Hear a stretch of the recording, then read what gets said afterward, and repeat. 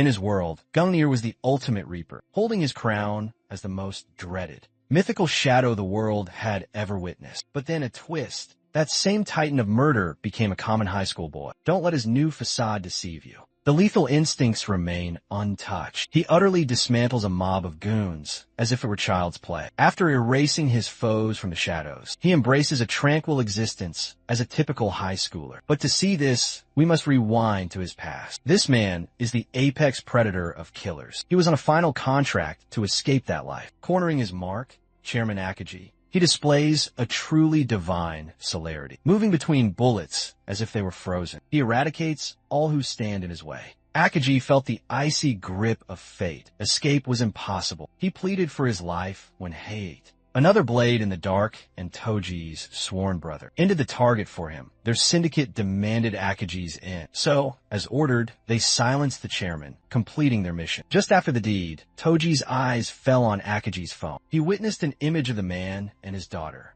He could no longer stomach this world of bloodshed. And with that, he retired. Toji returned to his cherished love, Mirai, who awaited him with a warm, home-cooked meal. On the journey home, Hate was there, extolling the legends of Toji's prowess and his fearsome aura. As the #1 assassin, however, all trembled at his name and legend. Hate believed that terror was a tool in their craft. Sorrow filled him, knowing his comrade was leaving the shadows. But our hero was done slaying. He craved a life of peace. Everything changed for him the moment he encountered Mirai, his beloved. He yearned for a quiet world with her and their dog, John. She gave him a precious warmth he had never known before. Hate mused that it's difficult for a killer, especially one whose only skill is taking lives. But surprisingly, the cold killer was a man in love, who dreamed of asking for his girlfriend's hand. Arriving at his home, Toji, looking sharp, welcomed his new era of normalcy. He was anxious as a schoolboy, bracing himself to see his love. The metallic scent of blood set him on edge. Dread washed over him. He wanted to build a new destiny with Mirai. But the second he burst inside, his entire world was turned to dust. Mirai was lifeless in a crimson pool, his loyal dog with her. Broken, he stumbled toward her body, wondering what kind of nightmare had caused this. Sensing Hate's presence just behind, he called out to his sworn brother. Hate praised Toji for his ever-present awareness of followers. But alas, the syndicate cannot allow a weapon like him to live freely, especially when he could no longer serve their grand design. Hate declared Mirai was a liability, and that is why he erased her. He claimed to set Toji free by the will of Odin. He struck Toji down in his moment of despair, lamenting the end of the ultimate assassin. In his final moments, Toji faced a cruel truth. A man forged in darkness could never find a peaceful, happy life. And because of his bloody path, his love paid the ultimate price for the sins of a monster who dared to want the sun. That is, until he perceived strange voices, whispering to him from the endless void. They were aiding him. Those voices felt alien until he finally opened his eyes. But this time, he wasn't Toji the assassin, and he was no longer dying beside his cherished ones. A boy scrambled desperately from the bed in a confused panic. His sight was a blur before he saw his reflection, realizing he was a completely different person. In that instant, the once dreaded, most legendary shadow of his era was now just a mere boy. Kaido Fujihara is informed that he has passed all examinations, and his recovery program has been a complete success. Throughout the entire past month, the physician is glad to declare that the student's fractured memories will soon return once he resumes his normal routine, suggesting that Kaido had suffered some kind of memory loss. But that's only one half of the entire tale, because for the Reaper reborn here, the last thing he can recall is the soul-crushing vision of his beloved girlfriend, lifeless in cold blood next to his precious dog. The man called Toji, the ultimate shadow, who sought an escape from the abyss he called life, was betrayed by his one and only confidant, Hate. The next thing he knew, he was in a young boy's shell, except his entire being was completely changed from the heartless killer he had once been. There's far too much of a mystery for him. But for the time being, the man has assembled a few facts. During his confinement in the hospital, it seems that Kaido Fujiwara, the original soul of this vessel, was tragically struck and became another truck coincidentist. While walking to school, the boy had a grave head injury that demanded an emergency operation. And after a deep, month-long slumber, he finally awoke. Only this time, it wasn't Kaido. Instead, it was Toji who was strangely intrigued about the surgery and how it was even performed. Tragically, He possessed no answers as to what transpired after his demise. His last memory was that of a voice, declaring that Toji's brain was completely without damage. Connecting the dots, the man realizes his very mind was stolen and repurposed. A great confusion grips him regarding the chilling details of the aftermath of his murder. But a tidal wave of sorrow overwhelms him. The very same ruthless killer sheds tear after tear, mourning the loss of his beloved and their stolen future. In the following scene, Kaido leaves and meets his new parents. Kyoko, the young boy's mother, collapses into relieved tears, as any mother would after her child returns home from peril. His father, Teru Fujiwara, is, quite unexpectedly, a manga author who is equally overjoyed by his son's miraculous recovery. The boy's mother frets about Kaido's memory loss, while her loving husband reassures her that it will all be fine. The moment he steps back into his old life, full of hope, they look to their son for a response. But contrary to their own joy, the only thing Toji can truly feel is a chilling dread. He accepts that his new existence is now intertwined with Kaido. But if a dark force is connected to the events of his past, then he knows things will become dangerous very soon. But for this moment, he offers a bright smile, reassuring his new family he will be okay, because inside, the deadliest shadow has resolved to play his part for now. We cut swiftly to the moment they get back home. Kaido experiences a profound sense of shock, seeing that this kid was born into serious wealth, because this residence is absolutely massive. It seems that his father isn't a simple manga creator. He's a legend. The man probably penned a legendary series. And yes, before you all riot down in the comments, I am aware that it is a manhwa.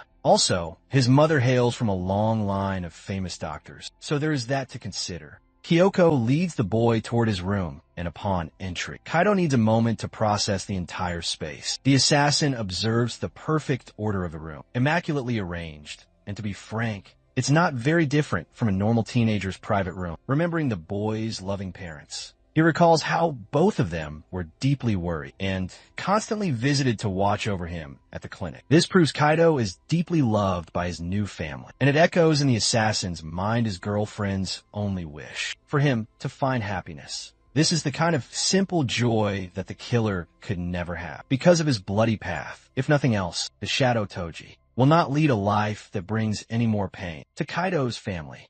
Then, oddly, he spots a curious photograph. This time, it's not only the boy's parents, but another family of 3 standing with them from the picture. The assassin now understands. He must uncover everything he possibly can about the boy's history. The next morning, another guest has arrived. This girl appears in a lengthy limo just to see Kaido, completely ignoring that he was released just yesterday. It's clear that she is determined to see him, given how long their friendship goes back. The boy's dad answers the door to see the beaming Yuzuha. She is desperate to see her friend's well-being, asking about his current condition. Just as his father is preparing to reply, Kaido peeks out, and he recognizes that Yuzuha is the same girl in the photo. Without losing a single moment, the girl crushes him in a powerful hug, voicing her deep concerns for his health. Kyoko is happy to watch them connect, just like always. As for our hero, he is analyzing everyone's every move and deduces the new information that Yuzuha must be his closest childhood friend.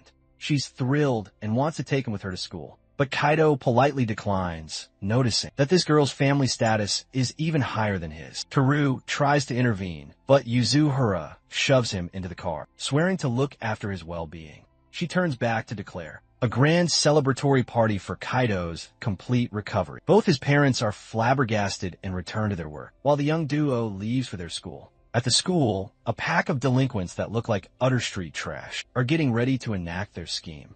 Tetsu, the ringleader, plans to cause trouble for Yuza, even as his lackeys worry they will get in trouble for messing with the daughter of a titan. Giving them a cold, hard stare, Tetsu reminds his cowardly followers they are acting spineless. He feels that they have come much too far, having accepted payment from a certain powerful figure. This tells them they have no other way out but to do this job. That's the kind of dark power they've become involved with as they finalize their evil preparations. Yuzuha's luxurious ride finally appears. Except this morning, they're stunned to see a boy by her side. His lackeys explain that he is just some nobody who is also her childhood companion and was in an accident not long ago. Hearing this new fact, Tetsu is intrigued, a sinister smile spread. In the next moment, Both Yuzuha and Kaido go their separate ways to class. The assassin takes a moment to analyze her character, concluding that she is a very kind person who watches over him like a protective older sister. Stepping into his new classroom, Kaido gets a taste of a truly normal experience, having never once been to a real school before. The lost boy asks for his desk, and Appear is glad to see him. But that same boy's bright face shifts from a smile to stark terror when he sees the massive Tetsu looming just behind Kaido. The menacing brute singles him out, announcing that there is no seat for Kaido in this room, and that he is now coming along with them. A moment later, the same thugs lead him away, while the unsuspecting Kaido is just here, wondering if they have a special desk here for him. Recalling the way those thugs were laughing before, Kaido realizes that they must be trying to trick him, especially since they're all staring him down. Annoyed now, Kaido asks to know where his seat is, while Tetsu and his gang find the whole display very amusing. Striding up to the boy, the punk gives the boy a cruel choice. If he can grovel on his knees, then they might be content to let him go with a light beating. Apparently, this guy has some personal grudge, because Yuzuha prefers Kaido over him. Tetsu even gives the boy an ultimatum. If he so much as looks in her direction, he's going to destroy both of them. It's quite ironic he says this to the Reaper reincarnated. Kaido takes a moment to process the whole affair, disheartened to see that these punks are really his foes. He feels sad, not for himself, but for his brand new set of prey who will soon be broken. The assassin wished to avoid harming anyone in this new life, hoping to finally live a peaceful existence. As one last act of mercy, he calmly tells Tetsu that if he retracts his threat, they can resolve this without any bloodshed. Naturally, this statement makes the blonde, filthy delinquent explode, roaring like a cornered beast. Fueled by pure fury, the fool lunges forward with his fist, intending to end the boy with just a single blow. But my glorious king calculates the path of the strike, seeing this guy as a complete novice for such a foolish punch, exposing countless fatal openings. The strike is so pathetically slow that Kaido barely has to move, and easily shatters Tetsu's bravado with just one blow of his own. Knowing that this moment requires a decisive action, he flawlessly palm strikes Tetsu's jaw before slamming him to the floor with a powerful judo throw, all in the same motion. Realizing this peaceful world is nothing compared to the hell he once knew. Some time passes before Yuzuha arrives, rushing to help, only to find this man radiating power, standing tall before the blinding afternoon sun. It seems this man was not in peril. He is the peril. Yuzuha is completely stunned, asking if the person standing before of her is really the same timid Kaido she has always known. Yuzuha, in disbelief, asks if he's the one who beat them all down. At first, our hero seems reluctant, but after a moment, he creates a story that he was pulled into a senseless brawl. It seems Yuzuha heard the rumors as well, which is why she hurried up to the roof to check on him. She wants to accept the idea that a gentle-looking boy like Kaido could never be part of such a vicious altercation. But that's only until she notices a small stain of blood on him, believing that he must have been wounded in the fight. Kaido tries to explain that he is completely unharmed, but Yuzuha is a frantic mess and shouts at him for making her worry so much. Her panicked anger quickly turns to sorrow, unable to bear the thought of him being harmed. The assassin is confused but apologizes to her anyway. They agree to head back to the classroom for now, but as they are turning, Kaido hears the quiet whispers of the defeated blonde. The boy is furious, and he is plotting his ultimate revenge against him. The scene shifts to the evening party that Yuzuha organized just earlier. His new parents have brought out expensive wine and amazing food on the table.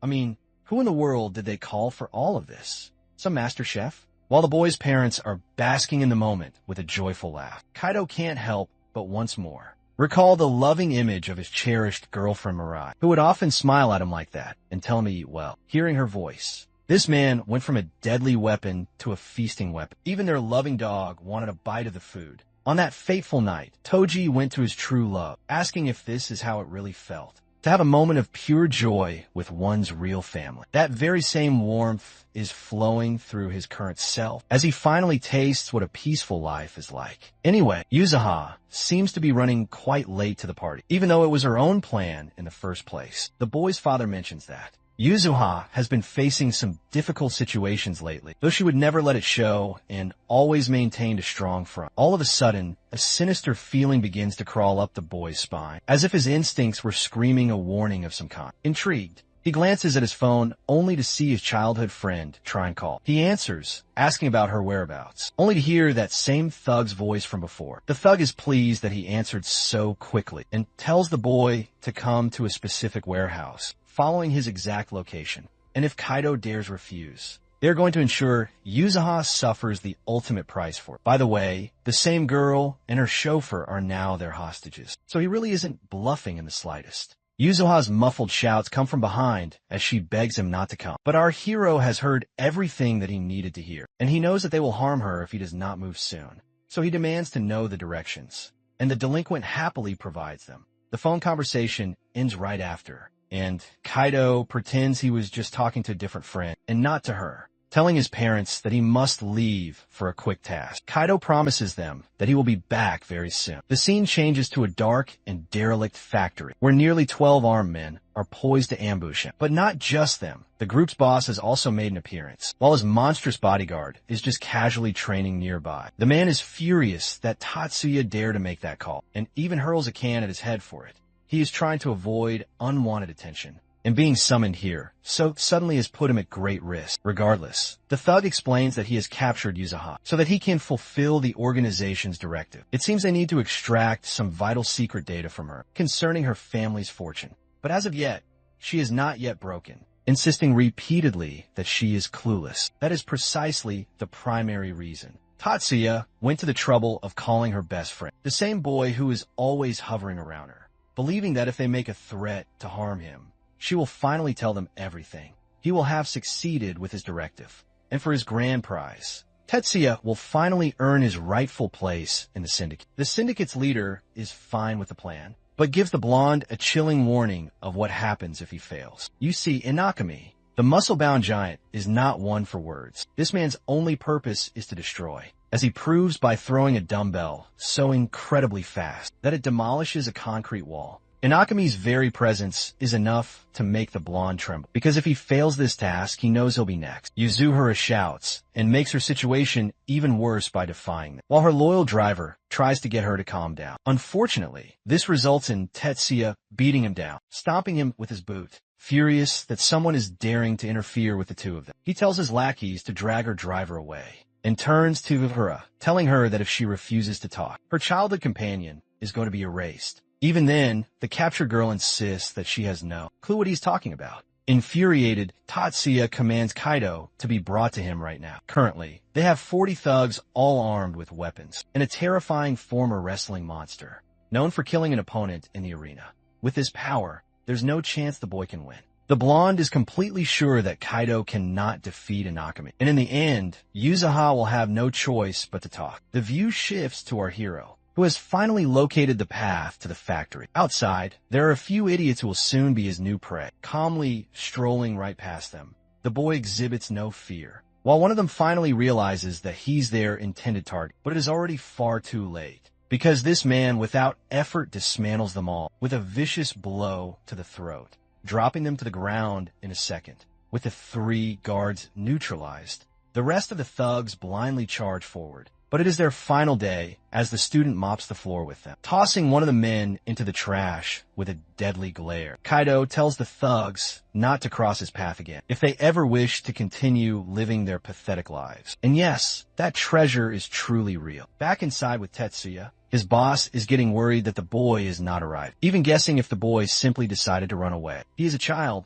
after all. But only the yellow-haired coward knows that what he faced on a rooftop was not a child but a true demon. He tries to explain to his boss, telling him that their foe is not human. Speaking of that monster, they hear their own men yelling Fujiwara's name from outside the building. Yuzuhara is stunned, while the blonde coward is now fearing for his life. The door flies open as a man's body is tossed like a rag doll, crashing right down at Tetsuya's own feet. Intrigued, the muscle-bound monster turns to face his target. Meanwhile, the seemingly innocent young man reminds Tetsuya of his previous warning from before. This man is finding it difficult to hold back his power, just so that he doesn't actually kill these thugs. Mr. Suwa is in disbelief, wondering how a single teenager was able to defeat 20 thugs completely by himself, calmly fixing his tie for maximum effect. Kaido demands to be taken to his friend. Yuzuha's terrified scream echoes throughout the entire factory, panicked that he actually came for her, Because of her voice, he knows her exact location is 30 meters away. He is relieved that she is still safe, and he surveys his surroundings for the armed men ready to fight him. In the space of what feels like no more than 53 seconds, this man moves faster than light, clearing out the entire room, stunning the boss with his truly godlike power as he defeats every single man there. Even Tatsuya is cowering like a scared little child, realizing that they messed with the wrong person and found out. The cold hand of death is now on him, as our hero grabs Tatsuya before balling a fist, swearing to make him feel true agony in the next few seconds. This man unleashes a storm of lightning-fast blows, perfectly shattering Tatsuya's collarbones, his lower ribs, and both his elbows. As if that unimaginable agony were not enough, the man hurls him into the nearby wall. With a single, effortless shove, Mr. Sua's men are all petrified, and they absolutely do not want to be erased by our hero. They try to make a run for their lives, but he reminds them he is paying them for this contract. Sua is finally beginning to see the true magnitude of the danger they are now facing. Their target is not some weak little boy, but a true monster. Because she is blindfolded, Yuzawa has not witnessed a single thing. He walks over to her and tells her that everything is going to be okay. Just as our hero is about to free her from the ropes, the behemoth throws his fist to obliterate it. The punch connects with a massive boom, while Yuzoha cries out in terror. Sual believes that they may actually have a shot at winning, thanks to the ex-pro wrestler's inhuman physical power. But tragically for him, when the smoke and debris clear, it is shown that the attack did not even touch him. In fact, Kaido has already delivered a powerful counterkick to his foe, halting him in his tracks. The wild wrestler is unfazed and readies another strike, but it is also deflected by Kaido, who then drives a crushing punch into his face. The strike is so powerful that it breaks his nose, and even then, the wrestler believes that Kaido will not be able to beat him with that kind of power. After trading a few blows with the man, the assassin realizes that he's facing the strongest fighter of the group, and due to his current body of a high school student, it is hard for him to fell this guy as he usually would. So instead, he takes a different kind of approach. Just as the wrestler is preparing to crush him, our boy moves like lightning and vanishes from his side, making his new target the giant's vulnerable ribs. From that moment, Kaido delivers a powerful flurry of strikes, all aimed on that one single vulnerable point, kneeing him and striking him until the muscle-bound monster feels true terror and is knocked out cold. Call him David for felling the great Goliath. Witnessing their inhuman wrestler get defeated like that, the last 6 men run for their worthless lives, which is likely the most intelligent choice they have ever made. Though normally, Kaido would have eliminated all his targets. Right now, he has to take care of Yuzaha. He quickly unties her bonds and gives her a reassuring smile, stating his immense relief to see her unharmed. He tells Yuzaha that the danger has passed and that Kawai, her loyal chauffeur, is also going to be just fine. Of course, this sort of horrific experience is not normal for a girl like her, which makes Kaido ask her if she is frightened. But in a funny twist, she grabs his tie and instead of thanking him, goes completely ballistic on him for choosing the worst possible plan. You see, he could have just called the authorities to handle the situation, or spoken to the adults, but no. The hero had to make a grand entrance and defeat 40 men alone. Still, Yuzuha expresses her sincere thanks that he came so far to rescue her, but it hurts her deeply every time he puts his life on the line like that. Her current emotional state is so similar to Mirai's, who would always beg Toji to come home safe, constantly scared that she would lose him one day. Kaido understands her feelings and promises his dear friend that from now on, he is never going to make her feel worried again. Their quiet moment is broken by the pained groans of Kawai, the poor man who got beaten for absolutely no reason. Kaido hears the wail of police sirens and knows the cops have arrived, telling her that it is finally time for them to go home. Over on a different side, Saw somehow managed to get away, unable to believe how. Not even the muscle-bound giant was able to defeat the monstrous boy. Apparently, this man also has his own master, who seems to be some sort of shadowy king of the underworld. This terrifying master states that he has sent a Lancelot to handle the boy. Now that the boy has interfered with the Great Wool Organization's agenda, he is going to pay the price. But before that can happen, let's go back to our hero's side of the story. He has returned home and is resting on his bed, feeling bad that he made his parents worry by going alone like that. While they are both sleeping peacefully, Kaido thinks about how concerned his parents were when he returned. Luckily, the authorities did not detain him for any kind of questioning because he was not truly involved. As for the attackers, Their true objective and ultimate mission is still a mystery to him. Then there is the issue of the man in command, So, who also vanished after the entire ordeal. From the evidence he has, he senses that there is something far more sinister hiding in the darkness. As he is jogging outside, he reaffirms his vow that he will not let anyone around him get hurt, ever again. Suddenly, a series of projectiles are fired at him, forcing him to leap high up into the air. The man who threw them is actually quite surprised that the boy was able to dodge them all. By the way, Kaido already sensed someone was tailing him home, which is the entire reason he came outside in the first place, giving the shadow an open target. Turning to the man, Kaido demands to know his reasons. The sinister man is impressed that the boy was able to detect him, even from inside his own room. It is the first instance he has been discovered like that. And with this information, it is certain that this boy is not a normal kid, giving respect where respect is earned. Kaido compliments the spy for hiding his presence and for being on a completely different plane from the weak thugs he fought at the factory. From those two observations alone, it is clear that this man does not operate in the world of normal society, which brings up the question of why he was watching him to begin with. Kaido's stalker is very impressed and believes that the young man also has some ties to his own line of work.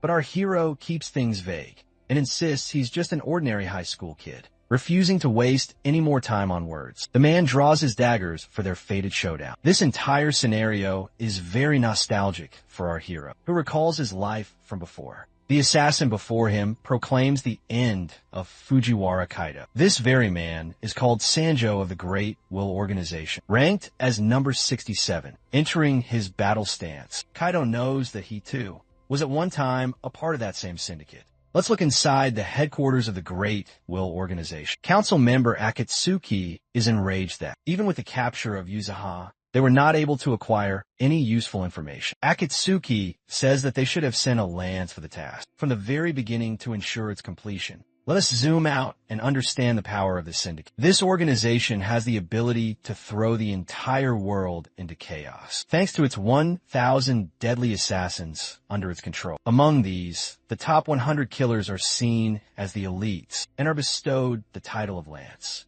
Each lance is so skilled that they have a nearly 100% completion rate for every single job. Among other topics, Minami and Akatsuki are in agreement. Minami states that they are looking for a legendary treasure that will alter the entire balance of the world. That powerful treasure is called Fenrir's Seed, and Yuzuha is believed to be the current keeper of that mythical object, although they have no hard proof to back up such a claim. Ishima says that he has already dispatched Sunju for this task. This news sends shockwaves through them, because to dispatch a lance, one must have the approval of Odin. But that is the thing, Yoshima has already been given such approval. First of all, they know that Yuzaha's guard is completely useless, so there is no way it could have been him. Deciding that there is more to this than they can possibly know, he declares their new foe a serious threat, and because of that, wants to erase them using the lances. That takes us back to the scene of the duel, where Kaido figures out that he's facing someone from that very organization. The posture Sunju is taking is flawless and hard to anticipate, proving his high-ranking status as a lance. This also validates our hero's deepest fears, that all of the danger surrounding Yuzaha's life is actually being orchestrated by the syndicate.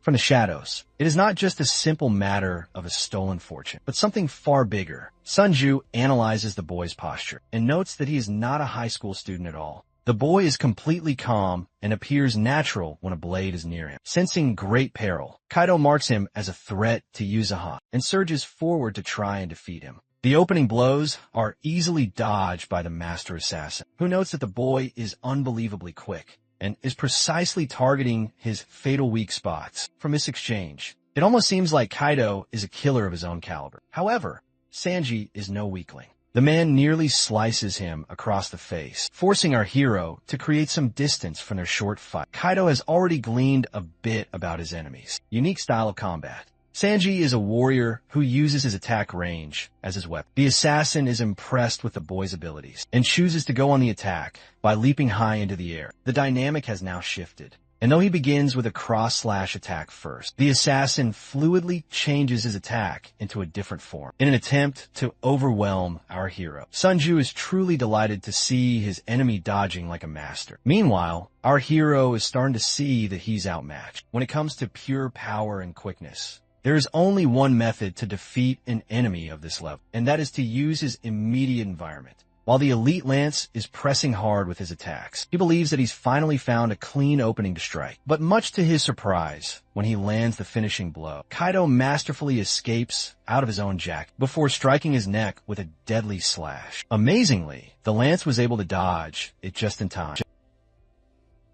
The blades edge tears into Kaido. Crimson drops fall. The chilling realization dawns. He's facing a true lance. He feels his current vessel's limits. This weaker and undeveloped physique. But the lance is impressed by the boy's cunning trap. He mentions how Kaido's flawless techniques prove that he is easily a master of combat. Except the one thing he's missing is true killing intent. His only directive was to eliminate a single high schooler. But now he understands why a lance was needed for this job. Sanjo declares he's a danger to the organization's goals. With Yuzuha, which is why he must be eliminated immediately. Because of this damning confession, Kaido is now positive the syndicate is behind everything, deciding to change his entire approach. The assassin finally awakens his killer instincts. Striking a menacing pose, he will no longer hold back, vowing to reveal a true taste of his murderous aura. Sunju explodes forward with his terrifying dragon dance style. A tempest of hundreds of blade strikes aimed at our hero. The lance has become a beast in his assault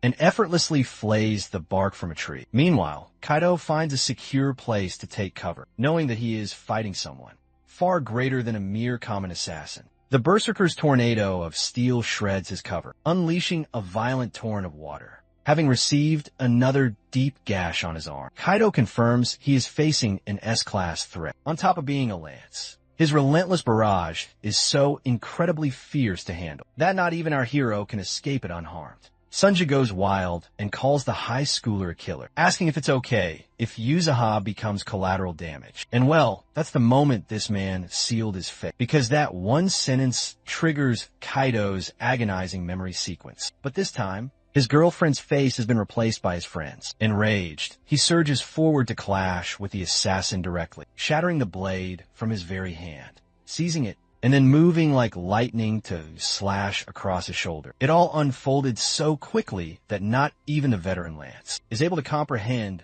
what just happened. All he can wonder is what kind of demon he is fighting. Our hero will not endure the same guilt and agony that he did before, which is why he vows to protect Yuzuha with his very life. The lance says it's futile to fight against his destiny, as he will perish by the decree of God. The man is an arm down and still wishes to battle. His whirlwind of attacks is now completely useless because Kaido is perfectly countering every single move, like a battle-hardened master, calling the high schooler a pathetic coward. Sanji leaves a fatal opening during one of his strikes, putting him back in his place. Kaido vanishes and reappears behind him, brutally slicing open his thigh and mocking the professional killer for his arrogance. Brought down to such a state, Sanji can only wonder how this boy became so fast. In an instant, trying the same strategy again, he tries to overwhelm our hero. It only results in disaster for him, because Kaido carves a series of cuts across his left arm, stating that resistance is now pointless, as he has already analyzed all his attacks. In his next assault, Kaido moves with impossible speed, becoming a vortex of steel and carving his way to Sunju's flesh. Wearing his killer's expression, he declares the end for the lance, who is still just standing there, wondering how one could possess such perfect blade work and such truly divine speed. The way he battles reminds him of the legend of Gungnir, the #1 assassin in their entire syndicate. Kaido savagely tears into the man's body until he's left, spraying a fountain of blood. The battle is finished, with Sunju seeing just how utterly outmatched he was from the start. As he's gasping for air, the lance shudders in terror, knowing that he cannot even lift a finger anymore, because the ligaments in his arms have been destroyed. But our boy is merciful enough to spare one good leg for him to use. As for the others, the demon tells him that his career as a lance is now over, and that he will never be able to take a life. Again, coldly, Kaido states that in this manner, the assassin will forfeit the only piece of his being that he values above all else. It is a punishment worse than death, because these killers cannot function in normal society. But before abandoning this broken man, the boy poses his two final questions, swearing to viciously sever his other leg if he does not talk. For his opening question, he needs to know the name of the one who gave the order and why exactly they're so focused on the girl. laughing like a madman. Sanji says that he's not going to talk, even if he is tortured and then executed, as he has pledged his undying faith to his one true God, and that he will never defy his divine will. The very mention of God confirms it all for Kaido. But just then, sirens begin wailing all around them. Sunju's wild attacks have drawn the police. In that small window, the man uses his one good leg to flee. He tells the boy to escape as well before he gets captured. Before disappearing, Sunju asks if the boy truly desires to live as a normal high schooler. That one question sends him down a dark path, because Kaido recalls how everyone he knew once said he can't live a peaceful, normal existence, only because he was forged in the fires of a killer. Even now, as he is drenched in blood, the question haunts his mind.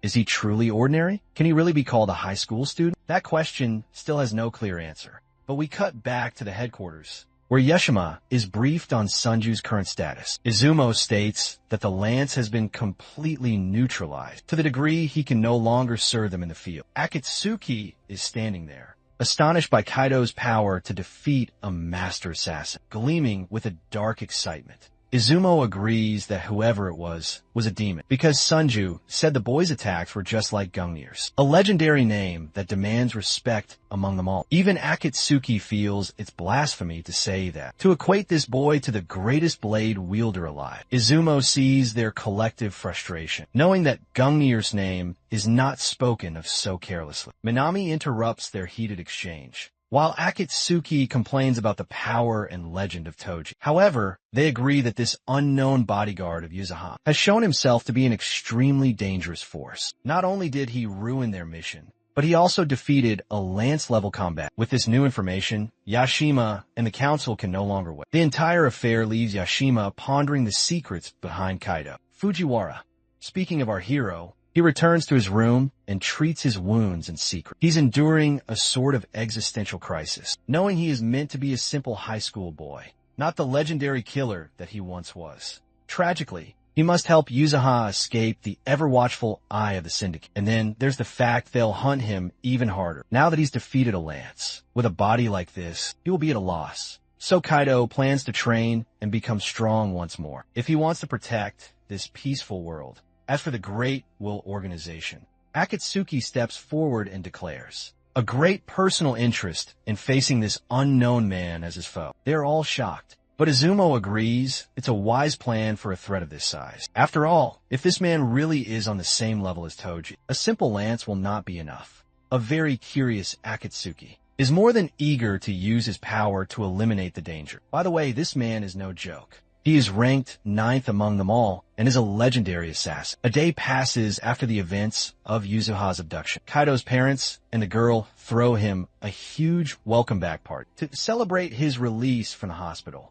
To show his affection, his father reveals the omuris he slaved away all day to make, although that is a little difficult to accept, because the food looks truly demonic. After that, Yuzuha says she made a very special dish for him as well, as she reveals a delicious plate of beef stew before him. With a satisfied expression, she tells him to enjoy her perfect creation while it's still warm. In a moment, the flavor hits him. Our hero is instantly thrown into a memory of his past, to when he was about to leave home, and Mirai wondered if he would be working late that evening. However, that night, he promised her he would return for their dinner, because he just had to meet a contact and get a few things, giving no details about his real profession. Mirai was so very happy to hear that, because she was cooking his favorite beef stew that night, and that made him feel so incredibly happy. Then he told her with loving, passionate eyes that he would tell her something very important when he returned. Before he departed, she wished him a safe return with her beautiful smile and a happy little John in her arms. While he eats the beef stew, Kaido is filled with sorrow that he never had the chance to say he was leaving his life of killing to be with her. Yuzuha gets upset seeing his sad face and asks if her cooking really tasted so awful. But our hero suddenly begins to devour her cooking like it is his final meal on this earth. Almost crying, he tells her it is absolutely delicious. Yuzuha is so relieved to hear that, and his mother says there's a lot more if he wants, if he has a huge appetite, as he sees his father burn the food, and Yuzuha smiling with her cake and enjoying the moment. Our hero is so thankful from the depths of his soul to be with such a caring family. Later on, he walks Yuzuha back home, because the situation has become more dangerous for her. He asks her if she has seen anything strange happen to her since then, but she says she has cops all over her home, so she should be very safe for the time being. Puzzled, Kaido asks her why her chauffeur is not there with her, and she says she asked him herself to give her space because he's just so clingy. It is so hard to have any fun with him always watching. Anyway, she tells him she had a wonderful time at his home, admitting it has been a very long while since she was able to laugh so freely. Her bright expression suddenly turns grim as she reveals she has been feeling very depressed since she lost her father. Hearing those words, our boy is rendered completely silent. Yahello sees she has not informed him about that before because she did not want to make his memory worse. With such painful news, she says it was about 2 months ago, at the exact same time as the accident that put him in a coma. Kaido now sees that is why she was so distraught about losing him, as well back then. But she remained resolute and never let her grief come out, hiding it all behind her bright and cheerful attitude instead. Our hero apologizes to her for making her feel so scared. But Yahello tells him it is not a big deal, and notes that he has not changed at all, surprising him. Then she adds that he did grow up a little, but even when he was just a little kid, he always had a tendency to be reckless and challenge kids who were much bigger than him anytime that they bothered Yahello, even when he knew that he had no chance to win. Just like that, he came to save her when she was taken. But she couldn't see his incredible power because she was blindfolded. Yahello gets a bit suspicious and asks him how he actually saved her. Our boy evades the question, saying that everyone who laid eyes on him got so terrified, which is actually what happened, after he obliterated their allies like a true monster, making Yahello doubt him even further. Still, she believes that it does not matter, as long as he is courageous enough to save her in a crisis. Yahello admits she was scared out of her wits when the thugs were making threats against her and Kawaii. But when she saw his face shining brighter than the rising sun, she was truly so very happy for that. She thanks him, and being as cool as he is, our boy says he will come save her, no matter how many times she is in need, making her face redder than a fresh tomato. After that, the embarrassed girl tells him to come in closer and pulls out her phone for a cute picture with him. Happy with the amazing photo, she says she'll use it as her wallpaper so she can remember the great day, not thinking it could create strange gossip at school. However, Yahello whispers it will also help her to finally heal, and watching Kaido being able to worry for her so soon after his own life-altering accident, she feels inspired to finally stop dwelling on her dad's tragic end. Our hero smiles as he sees Yahello is fighting a battle just like him, and that gives him the strength to protect his cherished childhood friend. Even more, right then, he is stunned when she shows him her phone and reveals a picture of her father. His very soul nearly leaves his body as he sees who her father is, and he asks if the man is truly her dad. To which she says his amnesia must be bad because her dad was always so good to him. With a somber expression, she says that many people around her spoke ill of her father, but he was always kind to her, and that is why she loved him from the depths of her heart. Looking at the image of Yahello's father holding her on his back, Kaido remembers seeing that exact same picture from before after he completed his final job.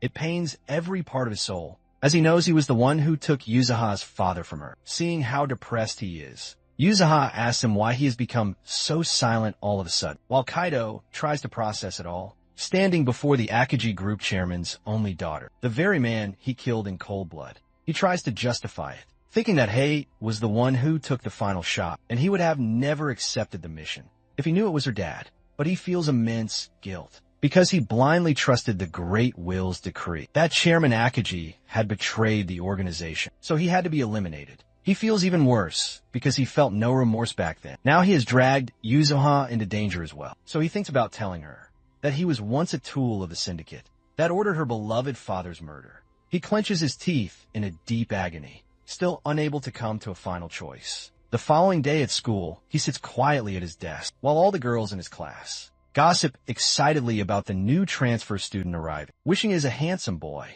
In the end, our hero chooses not to confess to Yahello because the syndicate will never stop hunting him down just because he has defeated a single lowly lance. So his only path forward is to keep her safe at any cost. At that moment, the teacher says that a new transfer student is here, and when the boy requests permission to come in, our hero immediately knows that familiar voice. Staring in shock, taking one look at the pink hair, smiling boy, he wonders what one of the divine spears could possibly want at his school. Recalling the last madman who came to kill him, his worst fear is confirmed, that the great will scent this one, as a direct counter to his meddling with Yuzuha's abduction. Instantly, the boy looks at our hero and pierces his soul with a cold, unwavering stare, openly showing him who his true target is. There is no longer any doubt that the pink-haired boy is Akatsuki, one of the Syndicate's 12 legendary divine spears, codenamed Biden. Sometime later, during the gym class, the entire class goes wild for their new transfer student, as he effortlessly manages to sink yet another basket. The girls are falling head over heels for the pink-haired boy, while his own teammate is truly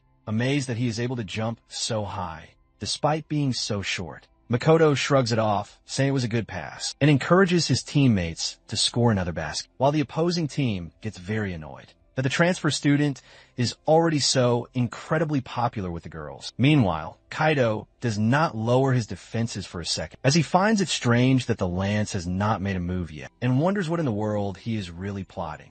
You see, the Lances are an elite force of the top 100 assassins, who are each given a number rank. And of those, the top 12 are known as the legendary spears, who are led by their almighty supreme leader, Oden. Each of these incredibly powerful assassins possesses truly extraordinary powers that can match 1,000 soldiers. When it comes to the art of assassination, these warriors can easily crush the entire army of a nation. These ultimate warriors are only ever used for the most vital missions, which forces Kaido to come to the conclusion that it can only mean they're dead set on capturing Yuzuha. Kaido looks down with great sadness, as the painful past from his final mission haunts him, and he knows that the assassins must want the secret treasure that the chairman had apparently stolen from them. It continues to bother him that if Akatsuki chooses to move at this school, can he truly save the lives of all the students here, including his dear childhood friend, with his current body of a high school student? Sometime later, everyone goes back to their classroom, but the students still will not stop fawning over Makoto and keep asking him to go with them for some karaoke. He is an immediate hit with all the girls,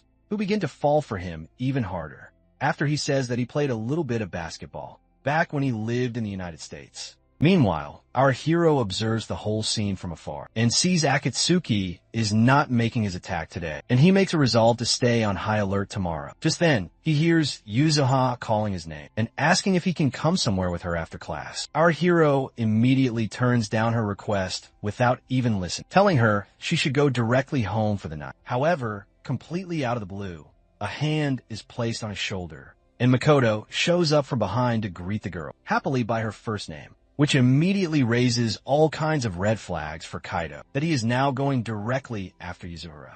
Makoto gives a self-introduction, but Yuzura says he is already well known as the handsome new student all over the school, and she asks how he even knows her name, since they have not ever formally met. The cheerful new student tells her, with a relaxed smile, that she is the high school girl who took over the Akagi group's vast fortune, which completely takes her by surprise.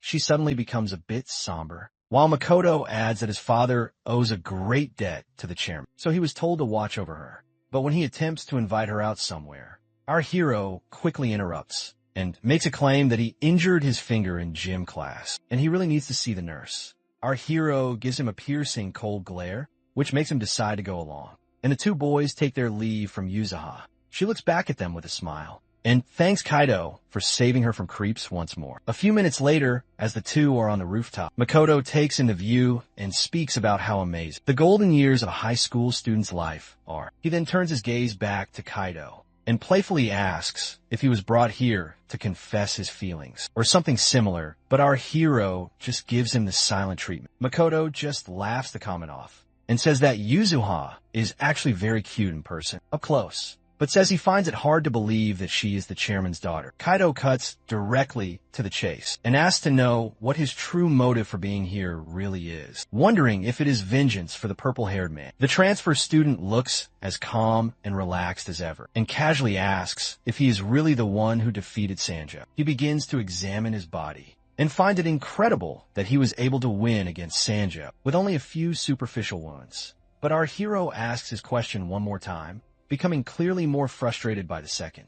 The assassin finally sheds his innocent facade and states that he wants to obtain the legendary secret treasure that Yuzuha received from her father which completely proves our boy's deepest fears. Akatsuki says that they don't even know what the treasure is and only want to get information. For now, he gives our hero an offer to join their syndicate, since he is more powerful than some of their own assassins. The boy says that they only hunt down the truly evil, earn very good pay, and Yuzuha may even tell him the location of the secret treasure, since he is very close to her. Akatsuki gives him a wicked smile and tells Kaido that it is a very generous deal, since both he and the girl may actually get to live. After crossing the path of the syndicate this way, he then steps to the edge of the roof and extends his hand, telling Kaido that if he refuses, many innocent children are going to die. Our hero will not let that threat stand and instantly charges straight toward the assassin as he delivers a flurry of swift attacks. Makoto is able to dodge every one with no effort and praises Kaido that he can fight like a pro with his fast moves. Just then, our hero is able to get a grip on his arm as he states that he knew the assassin would make use of bombs. The small cube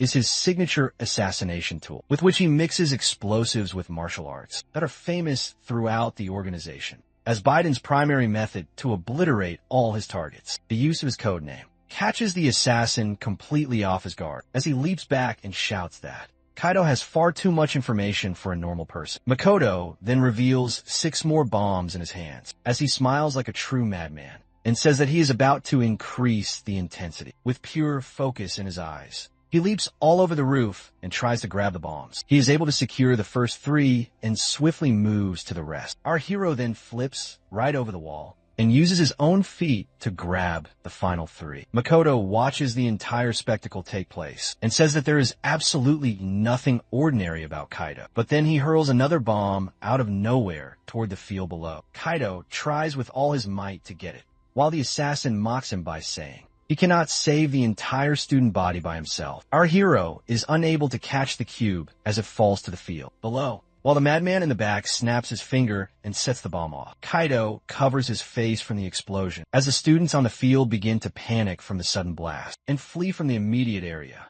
Makoto tells him that he set it to detonate before it hit the ground, so no one would be harmed, calling it a small reward for being able to get 6 of the bombs. Kaido is about to explode, but Makoto interrupts him and holds up even more of the bombs, while he asks who he truly is and if he will join their cause. After considering it for a brief moment, our hero says that he is just a regular high school student and would absolutely never join him. Makoto looks truly crestfallen by that answer and decides that Kaido will not be swayed unless a few people die. But our hero just drops one single name in reply, Gungnir. The very use of that name makes the assassin spin around with a primal look in his eyes, while Kaido calmly says that he was at one time known as Gungnir. While the school alarms declare an immediate evacuation, Makoto glares down at our hero and becomes enraged at him for daring to use Gungnir's name. But just then, he states he was only stalling for time, and before Makoto can realize it, school faculty arrive on the rooftop to look for any students still remaining.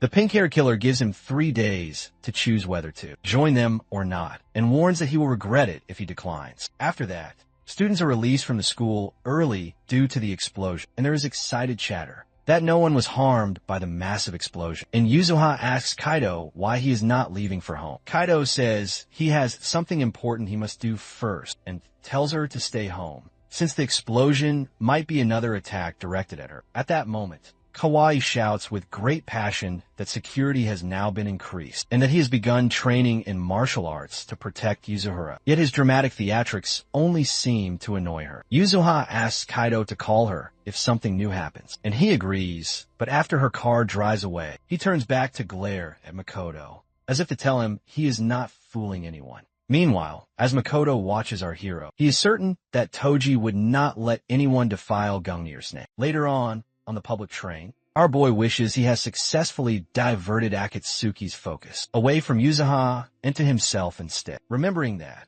although Akatsuki is the most recent of the divine spears, his skills are no laughing matter. Clenching his hand, he thinks about how he has adapted to his new vessel, but he still has a very long path to go. before he can challenge a divine spear in a real fight. That thought makes him fear that he may lose if they battle after the 3 days. Yet, it does nothing to weaken his resolve to protect Yuzawa, even if it requires him to kill the pink-haired killer. Just then, our hero gets out at Shibuya Station and walks to the place where he was first executed. He jumps up to the balcony while wondering why he even came back, since Mirai would not be there waiting for him. When the front door suddenly swings open, he thinks it could be a snare laid by the organization. But despite that fear, he steps into the apartment, only to find the crime scene has been wiped clean, while the rest of the home still looks the very same. Just then, he hears a strange noise and snaps into a battle pose, expecting a deadly assassin, only to be shocked when his dog John stands there with a wagging tail. John gives an excited bark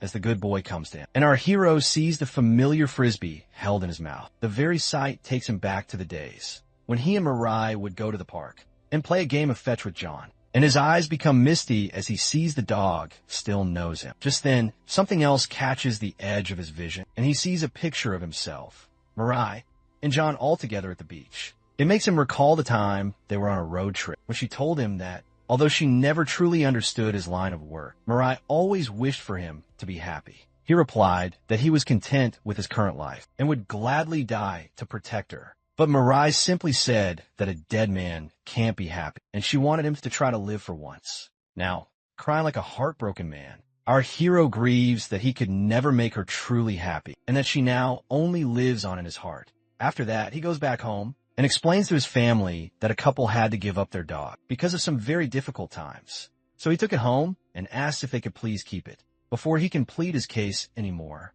Taro happily agrees to take in the dog, and Kyoto says they can all take turns walking. When they inquire about the dog's name, he tells them that the past owners called him John. Later, he sends a text to Yuzaha to see if anything else has happened, and she says things are quite uneventful. She says she heard about his new dog and asks if she can come see it, but he tells her not to visit now, smiling at his phone because he knows what he needs to do. After that, he calls up Akatsuki, who sarcastically asks if he has changed his mind, since the 3 days have not passed yet. But our hero says he is done with all these games and is prepared to give Akatsuki a lesson on the school rooftop at sunrise, vowing to end this feud once and for all because he is Gungnir. Upon hearing the sacred name Gungnir, Akatsuki becomes so furious that he crushes the phone in his hand. In his heart, someone like Kaido could never be compared to Lord Toji, who is the absolute embodiment of a perfect assassin. But despite that, Kaido still has the nerve to claim the name Gungnir to his face. 3 years ago, in the Middle East,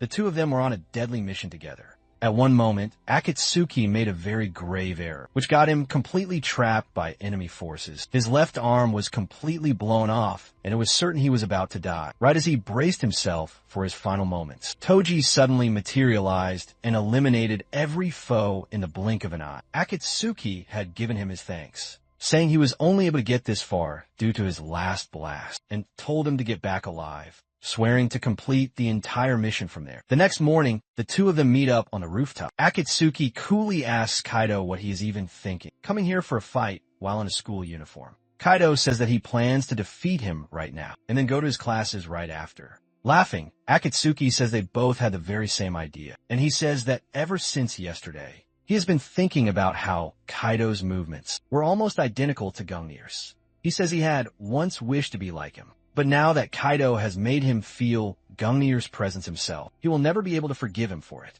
At least, not until he has blasted him into little bits of burnt flesh. With a smirk, Akatsuki says that he wants to reveal a little secret before they get down to fighting. He states that he has placed explosives somewhere inside the school, and because his left prosthetic arm is wired directly to his brain, he can set them off instantly with just a simple flick of his fingers. If Kaido should lose to him, then many people will surely die, and the only way to prevent the carnage is by cutting the link between his arm and his brain. That gives him only two choices: to either sever his arm or to destroy his brain. However, Kaido calmly says that there's a third option. Explosives can also be deactivated if Akatsuki is rendered unconscious. Hearing this, Akatsuki is truly taken by surprise, and Kaido says that he already told him he knows Akatsuki. As Kaido prepares for the battle, he states that he did not come here to kill him, and he has only come to stop him. With a truly confident smile, Kaido asks if Akatsuki really thinks he can succeed with that, and with no warning, he explodes forward and begins his attack. Akatsuki is able to dodge it, but our hero knows that his true advantage is in knowing Akatsuki's methods and his temperament, because the physical power of this new body is nowhere near the same level as his own. Akatsuki hurls several bombs into the air, and when they go off, the blasts are meant to disable his target's eyes and ears. He follows that up by throwing a left hook. However, since Kaido is already aware of this entire strategy, he fluidly dodges and moves in to land a punch to Akatsuki's chest. In midair, Akatsuki twists his body and avoids the attack. Then he counters with his own powerful punch, launching Kaido flying back through the air. As Kaido regains his footing, Akatsuki says that flying backward to lessen the impact was the correct move, because a solid hit from his prosthetic arm. Akatsuki taunts that if he is truly Gungnir, then this pitiful display is nowhere near his true potential. The blow had already fractured Kaido's ribs, and he sees that divine spears are a different breed of foe, one that cannot be beaten by simply predicting their attacks. Kaido reflects that as a man of shadows, a tranquil life was never his fated path, but if he was given this second chance, there must be a purpose. Regardless of the foe, he will triumph without taking a life. He will endure for all the people who now depend on him. With a newfound resolve, he unleashes his strongest blow yet, and the two warriors trade lightning-fast strikes. But then, a piercing agony erupts inside his skull. Akatsuki seizes this critical opening, unleashing a vicious torrent of attacks. Kaido desperately attempts to dodge, but he cannot escape the onslaught. He tells his failing body he must concentrate on predicting his foe's deadly patterns. Akatsuki connects with a brutal kick, sending Kaido flying across the rooftop, with space now created between them. Akatsuki unleashes another bomb and detonates. A cataclysmic blast erupts as he surges in for the final blow. But since Kaido anticipates his every move, he is more than ready for it. Akatsuki delivers a full power strike, but Kaido intercepts the blow, telling him he can feel his fury and bloodlust, and a force like that will not shatter his spirit. He will absorb all of Akatsuki's hatred and make it his own. Akatsuki feels a sudden shift and leaps back to safety. Meanwhile, Kaido grips his head as his senses explode, letting him see not only the physical world around him, but also the assassin's very own consciousness. Katsuki is floored by this sudden change in his opponent and wonders what in the world just transpired. He knows he threw that last strike from Kaido's blind spot and is wondering how the hell the schoolboy could have blocked such a thing, as if he knew the precise moment it would arrive. He pulls out several more of the bomb cubes and says that the fight is finally getting good. He leans forward with a deadly look and says he doesn't know what Kaido is planning, but swears to shatter his defense with his next attack. Our hero assumes a defensive posture, knowing that Akatsuki is now on the attack. Once more, the pink-haired assassin drops a bomb behind it and uses its shockwave to propel another bomb cube forward, flying at full speed toward Kaido. A massive explosion follows, but our hero dodges the attack by becoming a shadow and sidesteps the blast at the very last moment, which causes the device to detonate safely behind him. Akatsuki calls him incredible for evading his signature move, but he thinks that if our hero could be killed so easily, then there would have been no reason to dispatch a divine spear. But our hero simply gives him a cold, silent stare and braces himself for whatever the pink-haired boy can do. Back at his home, John is woken by the blast, and so is Kaido's mother, who asks where that strange sound is coming from. She guesses that they might just be fireworks. Meanwhile, back on the rooftop, the two are still clashing with everything they have, still defending with his bare hands. Kaido knows that even though he cannot see Akatsuki's hands, our boy can still anticipate his every attack, because he has memorized all his techniques. Akatsuki gathers his power as he readies his next assault, but our hero flawlessly predicts that he is about to use 4 bombs, which are set to explode 2 meters away from him, just as the assassin prepares to trigger them. Kaido kicks them all in different directions to disperse them, which blankets the entire rooftop in a series of blasts. Kaido manages to remain on his feet as he braces himself against the powerful explosions. But then he foresees the assassin's next strike and evades a punch coming from his left. Our hero answers the attack with a few quick jabs of his own, which puts Akatsuki completely on the defensive as he begins to see that something is terribly wrong here. He wonders what in the hell is happening. since he cannot seem to land even a single blow. The assassin believes that Kaido's eyes and his ears should have been rendered useless by now, thanks to the bombs, not to mention the intense heat that should make it almost impossible to breathe.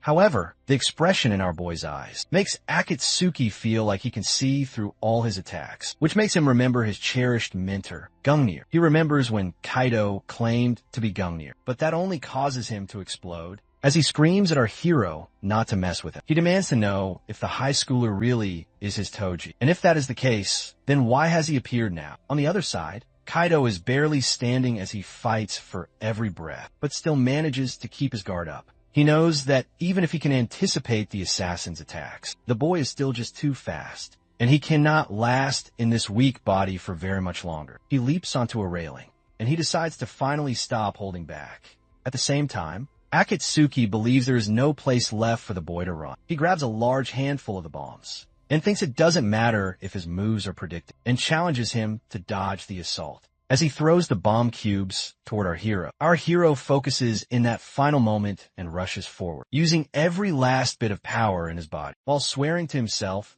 that he will never make another person unhappy ever again. Akatsuki detonates the bomb and bathes the entire roof in light, but Kaido continues to charge right ahead, even though his vision has been taken. He feels the assassin before him and goes in for a strike, but Akatsuki is able to dodge it and uses the bomb cube in his prosthetic hand as he throws a powerful punch straight for our boy's head. However, Kaido reads him like an open book, blocking the punch with just his elbow, which takes him completely by surprise, and follows the block with a crushing elbow straight to the face. But he does not end it there. He screams Akatsuki's name and follows with a brutal punch to his gut, then finishes the combo with a kick straight to his stomach. The final blow breaks his metal arm and sends the assassin tumbling over the rooftop's edge, and he falls unconscious as his body plummets to the hard, cold concrete far below. The scene then cuts to a distant memory, where the young assassin tells Gungnir to run and save himself and get away from the danger. But our hero tells him that he does not want even a single one of his comrades to die. Gungnir knows that this kind of thinking does not befit an assassin, but that is the reason why he made his choice. No matter how powerful the enemy is, he's going to follow his own code of justice. Akatsuki finally awakens and asks Kaido why he rescued him, and he says that his main objective was to stop the bomb, and he never intended to take his life in the first place. The assassin smirks and tells him that he cannot defeat the entire syndicate alone. But Kaido is resolute that he will, no matter what, because that is the only code of justice he can have. As a former assassin, the familiar words and expression catch Akatsuki by surprise, reminding him of Gungnir. While Kaido declares that no matter if it is the Great Will or Odin, he promises to take them all down. That declaration causes Akatsuki to burst into loud laughter. He echoes Kaido's words and calls him a madman to even dream of such a thing. To Kaido's total shock, the assassin believes him that he truly is Toji, no doubt. The boy smiles and says that only someone insane like Toji could say something as completely wild as that, while our hero just stares at him in complete surprise. The pink-haired boy then gets to the most important question and asks him why he looks like a high school kid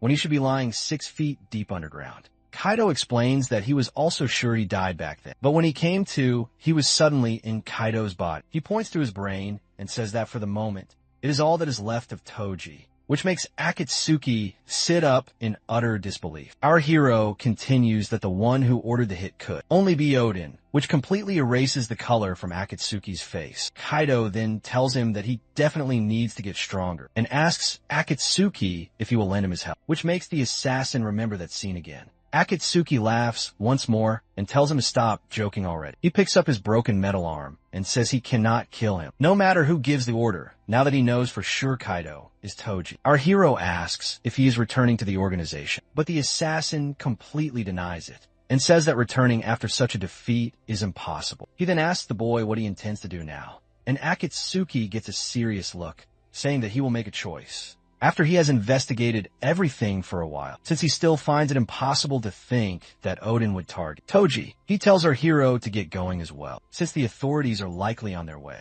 and jokes that the school will probably be shut down for some time. Our hero watches him leave and starts to call out his name, but then all of a sudden he crumples to the floor. He wonders what in the world just happened, as he feels his consciousness fade away. Meanwhile, some mysterious assassins step onto the scene and move to collect Gungnir. As intended, a voice begins calling out to our hero, telling him it's time to wake up, and he wonders where that sound is coming from. His eyes finally flutter open as he looks around, wondering where he is, and he sees that he is now back in his original body. The voice then speaks again, that he is finally awakened, and says to him that they are both one and the same now. Kaido slowly drifts toward him, which makes Toji's eyes open wide with shock. Kaido calls out his name again, and tells him to save Yuzuha with this power. But Toji does not want to leave, as he screams for the boy and reaches for him. Right then, he awakens, drenched in a cold sweat, and is met by a friendly dog's face, while still lying on the floor. He wonders where he could possibly be now. While in the living room, the parents watch the news, which mentions another explosion at the school. Both are incredibly concerned about the bomb incident, and Kyoto wonders if they should take Kaido to the clinic, as she looks at his messages,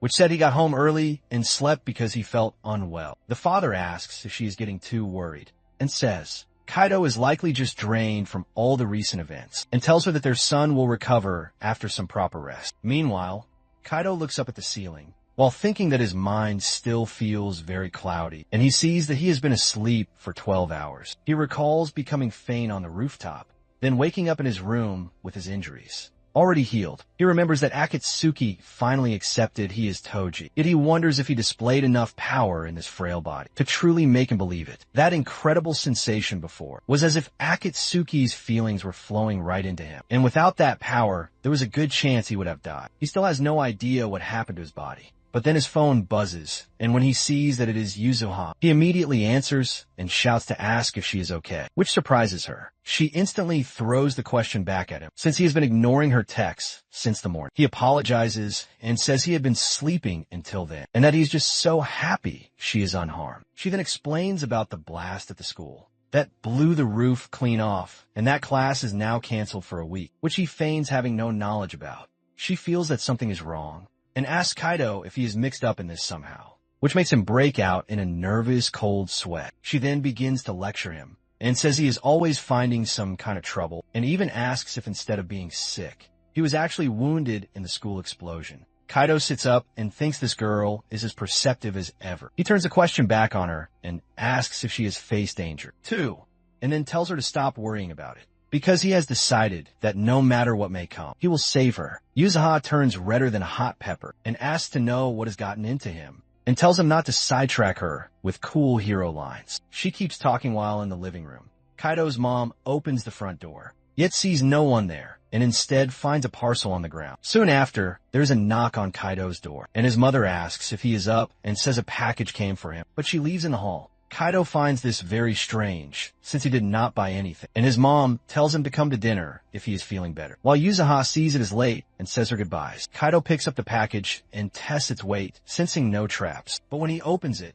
his eyes widen with shock as he sees his old assassin's blade, along with a note. He wonders who could have sent it to his home. He picks up the note and sees a set of coordinates, and tells himself that he must find the sender, no matter what. Our hero travels through the streets of Shinjuku, following the location from the map, written on the note that was with his knife. And he sees that although the location is near the station, the number of people drops off quickly. This makes him think if the sender of this message might be lurking somewhere like this, and he wonders whether it could be the one who performed his brain surgery, theorizing that it could have been Kaido. Eventually, he gets to an apartment building, and instantly knows that it would be the perfect secret base. He enters the lobby, but after seeing it is deserted, he continues on. He finally finds a door to a lower floor, and immediately assumes it to be a trap from the person who sent him the knife. When he finally gets to the underground parking garage, he opens the door and walks inside, wondering why he was summoned to this place, when suddenly, he just barely evades a surprise attack, seeing an arrow lodged behind him. He sees the person with the crossbow step into the light, along with a female partner, and she says that dodging the bolt could not have been luck, since the true Gungnir would even be able to sidestep bullets. She then says that our hero's brain seems to be functioning well, and our hero,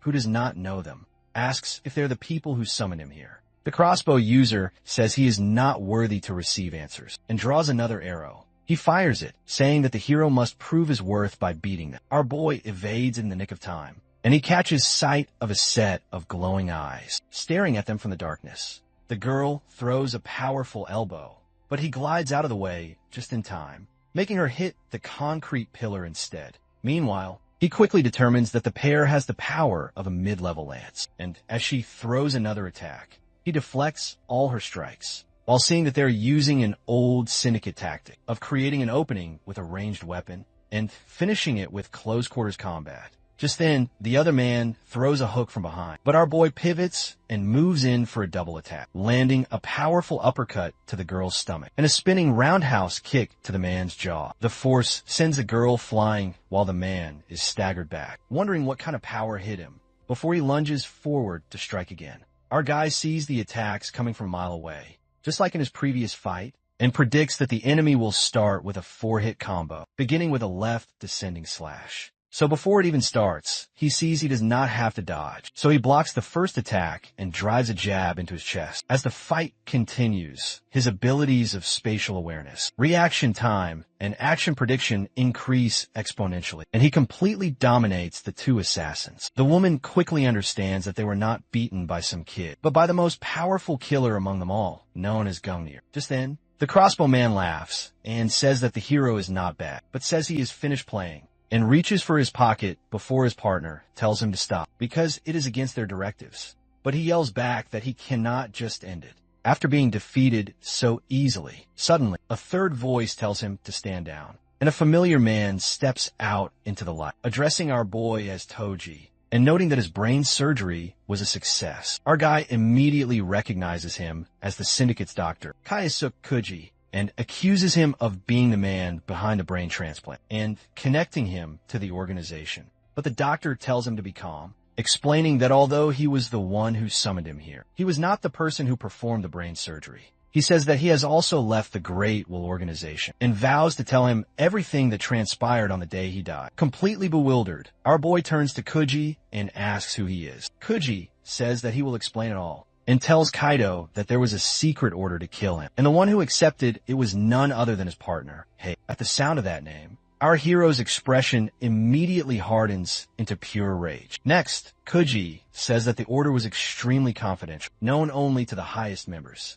and he was one of them. He says that he leaked all the details, which let Kaido's brain be saved, before it was taken away by the organization. Hearing that, Kaido asks if that proves Kuji betrayed the organization, and then he asks to know about the other two. Kuji replies that they are agents of Argos, a covert unit that works under the direct control of the Japanese government. The only goal of this group is to destroy the Great Will organization. He says that they're more widely known as Argos, and they're the ones who put Toji's brain inside Kaido's body. At that, Toji becomes visibly upset upon discovering his brain was used by the Japanese government. Raoul says it was his duty as a public servant, while Reika kindly says she is very pleased to meet him. She then states that the government sees the Great Will organization as its most dangerous threat. Raoul adds that Toji's brain was saved only because they required his assistance. Meanwhile, Kaido tries to process all that he has just learned. Kuji tells him that they had at first been observing the progress of his brain surgery, and they were happy they did not have to kill him. But given the circumstances back then, his own death had seemed unavoidable. Hearing that, our boy asks them if they were aware he was going to be executed. Then they must have also been aware that Mirai was in danger. He gives them a cold, murderous glare, and it is so intense that Reika becomes afraid. Raoul quickly says that they had no knowledge of it, stating they were not even there at the time. As his head begins to pound, our boy grabs it with his hand and asks if the new power that lets him feel killing intent is also a result of the brain surgery. But before anyone has a chance to reply, he suddenly falls to the ground, unconscious, leaving everyone else frozen in shock, not knowing what to do, while the others are all concerned. Kuji seems more curious about the strange new power he just described. Back at the Great Will organization, Hashima asks Izumi if Akatsuki has sent any reports, and Izumi says that there has been no word at all, and Akatsuki has also severed every single form of communication. Izumi says that Akatsuki was always very hard to handle, but he knows that the 12 Divine Spears are permitted to do as they wish, so long as they do not betray Odin. Hashima then asks if he thinks it is possible for an agent of the 12 Divine Spears to be defeated, but Azumi laughs at his question, saying it is rare for him to hear a joke. He says that unless they are fighting against Gungnir's ghost, he cannot see Akatsuki losing to any other man. Hashima says that Gungnir's power was truly monstrous, but he tells him that the man is now dead, and his body was dealt with a long time ago. Still, Azumi says, there are whispers that Argos may have found something. Related to that, both men agree that if there is really a spy among them, they must act quickly before the problem gets worse. Fueled by rage, Hashima says that they must destroy Argos first, before they focus their efforts toward the seed of Fenrir. And Azumi completely agrees. At the same time, our boy once more finds himself in the mental realm, and instantly knows it is the same place he has visited before. Kaido appears in front of him, and says that this is the space where their minds are connected. At that moment, Toji says that he now knows Kaido's identity, and asks if this strange place is his special power. Kaido tells him that he will be able to control it in its true form, as long as he can learn to trust his own abilities. Toji awakens and realizes the situation feels oddly familiar to the one after his duel with Akatsuki, where he also fell due to headaches and dizziness, only to come to with Kaido's own consciousness there. Sitting nearby, Kuji informs him that they are now inside one of his hideouts, which is connected directly to the parking lot they were just in. He then says that it has been precisely 1 hour and 50 minutes since Toji fell unconscious until he finally awoke. He also performed several scans on Toji's brain while he was asleep, showing there was no problem with the neural pathways. However, the brain activity is functioning far above the normal limit, and it climbs even higher during a battle. According to Kuji, the killing intent Toji feels is probably caused by this increased brain function. While he says that getting an expert's diagnosis would be best, but for the time being, he can say with absolute certainty that the condition is very dangerous. Kuji warns him that the overload has already put him in a deep coma, 4 hours on end, and if this is left unchecked for too long, the pressure will become fatal. Our hero gets to his feet, slowly raising his blade and pointing it directly at Kuji. He coldly tells the man that he still has not responded to the question from before. He demands to know if Kuji let Mirai be taken, just so he could get him to join. Keeping his tone calm, Kuji says that he had no knowledge of it, so there is no need for him to take his rage out on it. The man then asks if he would have rather died along with her. Before the tension can rise, Raoul suddenly bursts the door open, and his voice shouts as he tells our boy to lower his knife. With a very serious look on his face, he mocks the man, saying that the Great Will Organization is a very dangerous force, trying to destroy the world. And now, one of its unhinged former members is sitting there, trying to lecture them. Kuji cuts in, explaining that Argos thinks there are 2 keys to defeating the Syndicate. The first is Gungnir, while the second is a mythical treasure known as the Seed of Fenrir, something they must protect at all costs. Hearing this, our hero's mind immediately goes back to the time Akatsuki was after Yuzuha for this very purpose. He then asks what they want him to do. Hearing that, Raoul wastes no time in mocking him again, saying that now he finally seems willing to cooperate. But Toji reassures them, as he says, that destroying the organization is already something he has resolved himself to do, with or without them. And Raoul agrees, because a common objective makes him easier to trust. With that, Kuji reveals their grand plan.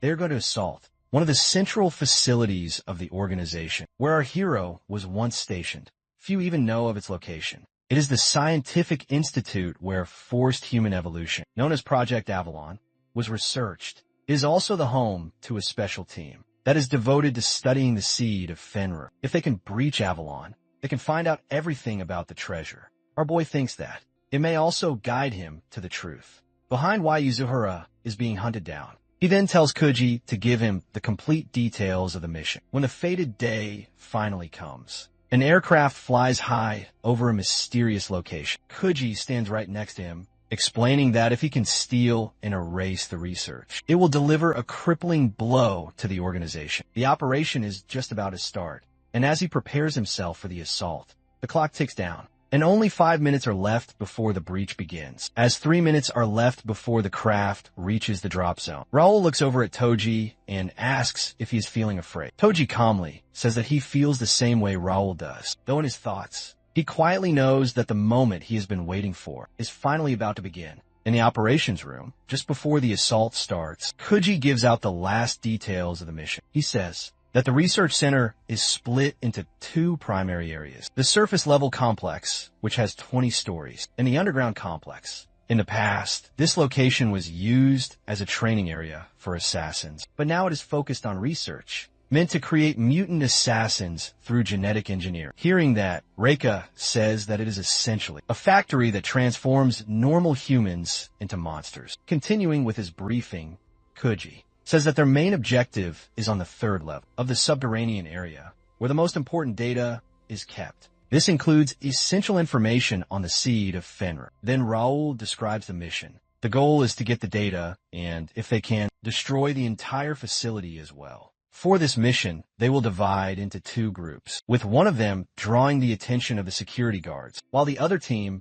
breaches the building. Although Avalon is a highly confidential research site, its defenses are not at the same level of a real military base. Still, getting inside will be hard, since they have no accurate intel of the internal structure. Toji volunteers to manage the infiltration by himself, but Raoul gives him a very smug reply, saying that was the entire plan from the start, and implying that he already knows the real reason. Toji has been allowed to live until this moment. With a very sly grin, Raoul says that our boy's life will be used for the cause of world peace, and adds that he will be going inside with him, meaning they will have to work as a team. With only 90 seconds now remaining, Raoul and Reika begin to give their final orders. The man tells everyone to stay at their designated posts, while Reika informs the team that 10 agents will go with her to the rooftop, and another 10 will go to the main entrance. She says that their job is to create a loud, distracting approach to keep the security forces busy, giving Toji and Raoul the chance to get inside during the chaos. Our hero tells her that they will succeed without any issue, and Raoul tells him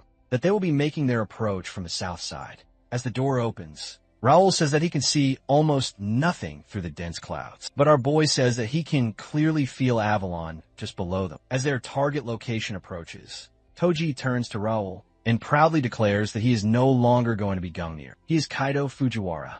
With that, the mission begins, and everyone starts to leap off the plane. Our hero plummets through the air, and Raoul tells him that he is falling too quickly, but he pays no attention to him, because he is just thinking that. This is the facility of the Great Will Organization, where they create their assassins. And here, he will finally learn why Yuzaha is a target. When they get to the parachute deployment point, everyone opens up their parachutes and lands without issue. Raoul gets extremely angry with Toji, because he was afraid our boy was going to die. But it turns out that he is very familiar with stunts like that, clearly annoyed by his constant complaining. Our boy tells him to conceal his parachute quickly, before someone can see him. They hide in the trees and survey the area, and Raoul says things are proceeding smoothly, just as Kuji had told them, so they should have no trouble infiltrating from the southern gate. He tells Toji that he will open the gate, and suddenly, a blast goes off on the roof above them. Reika sends a message that, according to the plan, both teams have commenced the diversion,